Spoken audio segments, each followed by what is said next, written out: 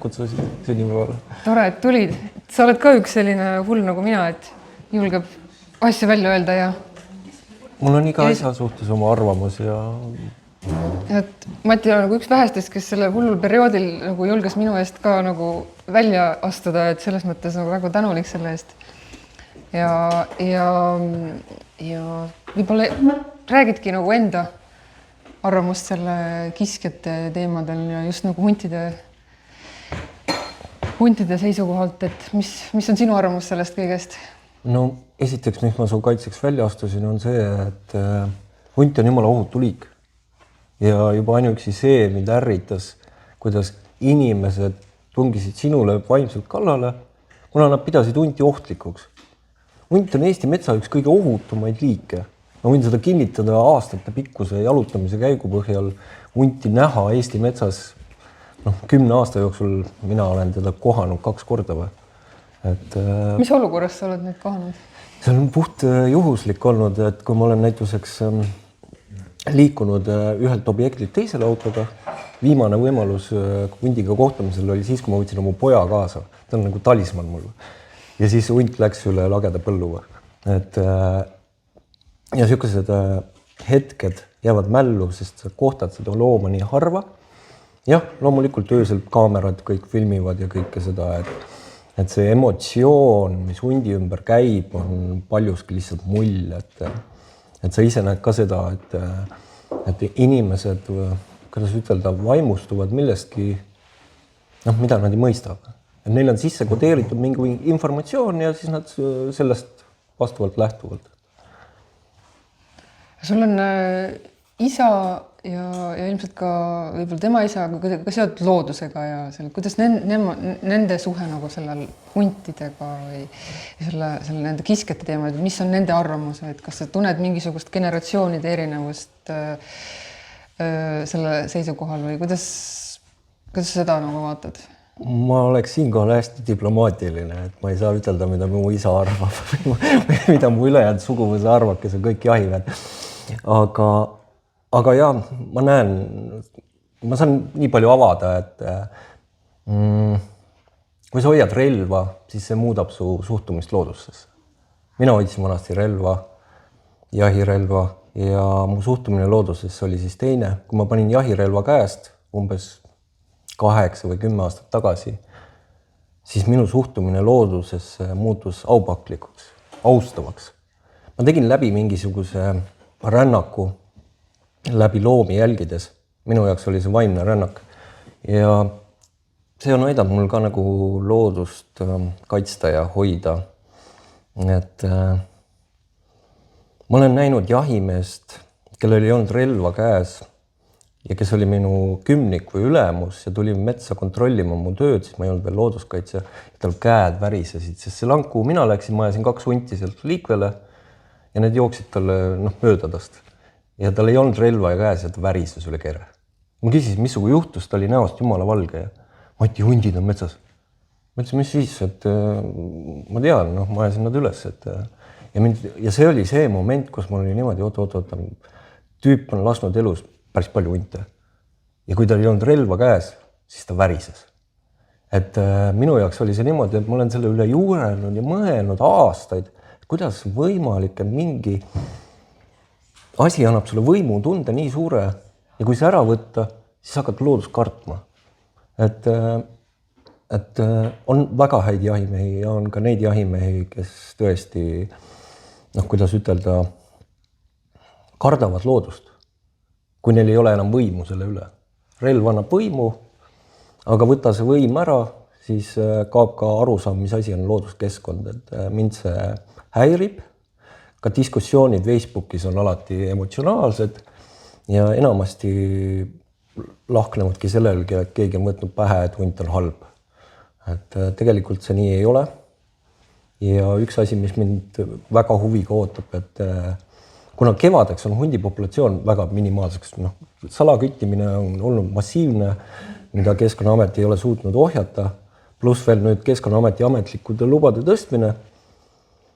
Ja ma olen üsna veendunud, et ühiskond hakkab küsima, et oota, aga meil hunte ei ole, aga probleemid karjakasvatajatega jätkuvad. Ehk siis me jõuame tegelikult probleemi tuumani. Probleem ei ole huntides, vaid see, kuidas me neid ohjeldame ja kuidas karjakasvatajad oma karjasid kaitsevad. Et see Eestimaa peal hunte ei näe, aga ma näen, kuidas karjakasvatajad oma lambaid kasvatavad. Et kui seal on üks traat, mis lammastki ei hoia, et Karula rahvuspargis on lausa teede peal märgid, et lambad on tee peal. Ja nad elavadki nagu metsikud, nagu kitsed seal. Et ja siis, kui mõni ära süüakse, siis on kisa taevani, aga me peame jõudma ühiskonnas arusaamuni, kus algab probleem. Probleem ei alga hundist, probleem algab meist. Et siis, kui mina relva käest ära panin, siis ma jõudsin selle tõdemuseni, et mina olen probleemi allikas, mitte ei ole metsloom probleemi allikas. Et... Kuidas minu jaoks on nagu kõige rohkem, kõige suurem väljakutse olnud see, et kui sa tahad nagu oma mingit mõtet või arvamust näiteks selgitada, just ongi näiteks sellele jahimeele, lihtsale jahimeele. Kuidas soovitaksid läheneda või? Et kuidas seda infot või nendeni viia? Et sest see teema on hästi paljuski nagu see usu teema. Et mis sa arvad, nagu, kuidas nendeni jõuda? Sa võib-olla natuke tunnetad seda mõtteviisi. Jaa. Et kuskil üle poolte jahimeesteni ei olegi kunagi eluaja jooksul võimalik jõuda.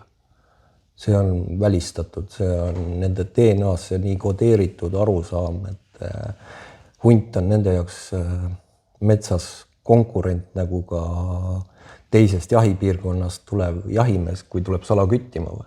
Siis tekib automaatne konflikti olukord. Ja hundid söövad metssigu, kitsesid, punahirvesid saarte peal, ka Lõuna-Eestis. Ja see, kuidas nad põlema lähevad, kui nad avastavad mõne murtud metsja või midagi. Seda viha ei ole võimalik ümber kodeerida armastusse, hoolivusse hundi vastu. Aga mida saab teha, mis on minu nägemus vähemalt, on ühiskonna harimine, kes ei ole võtnud täiesti automaatset seisukohta. Kellel on, vaata seda osa ühiskonnast on võimalik, kuidas ütelda, informeerida, kes ei kanna relva, kes ei ole teinud otsust, et kummal pool ta on. Et mina olen alati lähtunud selles, et see on nagu võti, et me ei saa maailma täiuslikuks muuta. Et huntidega samamoodi, alati on mõni problemaatiline isend, aga me peame küsima, kus ta tekib. Ja mina näen selles, et see karjade puru laskmine üle Eesti, see on ikkagi see diskussioon, mille sa oled algatanud, mis oli praegu päris verine ja jõhker, see aitab tegelikult viia ühiskonda edasi, sest me nüüd hakkame küsima uusi küsimusi, et oota, meil hunte ei ole, aga nad on ikkagi mingis mõttes kohati näiteks puru lastud kari. Et inimestel tekib küsimus, et oota, aga lahendus ei olnudki ju üle küttimine. Et kui inimesed juba sellest aru saavad, et see massiline küttimine ei lahenda ühtegi probleemi, oleme liikunud järgmise sammu edasi ja ma usun, et see on umbes täpselt nagu metsadebatiga kuskil 20 aastat vaidlust. Ennem kui ühiskond nagu tervikuna hakkab aru saama, et mis asi hunt üldsegi on. Et looduskaitsjate puhul ma näen, et see areng on hästi hüppeliselt kiire, aga ülejäänud ühiskond, kes elab infokildude maailmas, loeb Maalehte, loeb Postimeest, loeb korra suurkiskjate lehte natukene, infokild siit, infokild sealt, aga talle puudub nagu tervikpilt. Ja selle tervikpildi saavutamiseks on vaja aega ühiskonnas. Et kui inimene tuleb looduse juurde tagasi, siis ta tuleb ka hundi juurde tagasi. Et aga see on kasvuprotsess, milles me oleme. Ma väga tunnustan sind selle eest, et sa oled ka hundi sellesse kasvuprotsessi liitnud. Ma ütlen, et meie Eesti ühiskond on umbes 4. klassis praegu loodusõppes. Et sealt juba tuleb loodusõppe kõrgem tase, ehk siis hunt näituseks, ka suurkiskjad. Et see areng on iseenesest, minul on hästi huvitav seda kõrvalt jälgida, samas ise selles osaleda. Ja mina ka õpin ka sinu pealt, teiste inimeste pealt, et kuidas kommunikeerida, kus alati ei lähe kõik täiuslikult, me ise teeme ka vigu, mis on ja aga küsimusi äkki kuulajatelt Matile? Mida vähem, seda parem. Et mis, küsiks lõpetuseks, mis sa ise nagu näeksid, et mida näiteks, mis on sinu idee, et kuidas kiskjat kaitsta, näiteks looduskaitseorganisatsioon, mida võiks teha nagu? Mida teha jah, nagu koos või mis on sinu nägemus? Minu nägemus on see, et kui looduskaitseühendused julgevad hundist kas või kõneleda, et tema elust, ilma seisukohta võtmatagi, kas teda peab küttima või midagi, see on juba tohutu edasi. See on suur kaitse. See ongi see hariduse pakkumine ühiskonnale. Et Eesti ühiskond tihtilugu on trotslik selles osas, kui keegi ütleb ette, mida sa pead teadma või mida sa pead tegema. Aga kui looduskaitseühendused selgitavad hundi olemasolu, mis ta on, milline liik ta on ja sealt tõstavad vastavalt oma võimekusele siis seda astet, seda infovoogu, nii palju kui nad tunnevad, et see on neile sobilik. Kõige hullem on see, kui ei räägi. See on kõige valusam ja problemaatilisem, kui inimesed ei arutle hundi osas. Ja ma olen suga täiesti nõus, et see kommunikatsioon peab olema adekvaatne ja täpne. Neid müüte ikkagi levib ju massiliselt, et mille otsa on võimalik hästi lihtsasti komistada. Aga et ma tean, et Eestis näiteks üks ametnik hästi juba tihti ütleb sellist asja hoopis, et mida vähem huntidest rääkida, seda parem.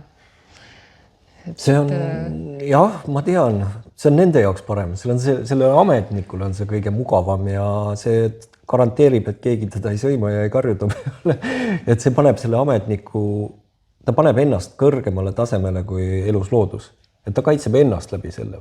Et sellest ma saan ka psühholoogiliselt aru, et kui ma ametnikega räägin, siis esimesed 10 minutit, 20 minutit läheb nende veenmisele, et me peame olema avameelsed. Et tihtilugu nad on nii kinnised, sest oht eksida milleski, näidata oma vigu, ametkond, Keskkonnaamet on olnud äärmiselt ebakompetentne nendes küsimustes.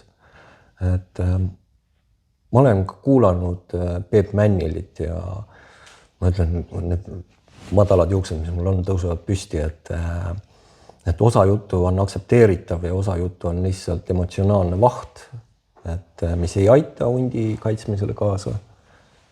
Et me räägime mingist sotsiaalsest piirist. Meile surutakse peale, et hunte peab olema täpselt nii palju. Ja kui sa kordad ühte ja sama mantrat kogu aeg, siis ühiskond võtab selle omaks. Et tegelikkuses ja kui hundil läheb metsas halvasti, ehk saakloomi on näituseks vähe, siis me näeme, et jahinduses on mingi probleem. Hunt on indikaator. Näituseks nagu metsis on indikaator väärtuslikele metsaaladele. Et me peame hunti vaatama läbi selle prisma, et ta näitab meile kitsaskohtasid.